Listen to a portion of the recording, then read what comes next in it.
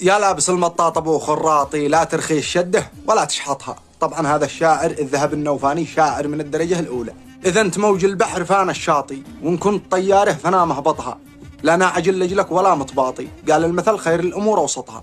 خلك معي جندي ومن ضباطي، وراعي النعمة ولا تزبطها، وارفع مكانك لا تظل يواطي، عن رحمة الله ما حدا يقنطها. ولا تفكر يا غبي إحباطي، ولا تدور بيننا تخبطها. أنا وقلبي سيرنا متخاطي، ذي نفشل الخطة وذي خططها. وبالرصاص الحي والمطاطي، لا شاف صيده بندقي يلقطها.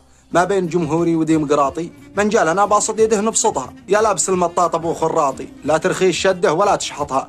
ذي كل ما شفناك في زغطاطي، لو شي معي ألف لا شططها. محلا خطا سيرك متى انت خاطي، تخرج انفاسي ما غير مغطها. لو انت ربطه قات من اللقاطي، لد كيف يد ديوان واقرطها. واقطها ملقي ولو نباطي، مع مقاطفها مع مربطها. ولا شبح ما طورها مغناطي، وادعس على الطبلون واشوبطها. ونتفق في المشي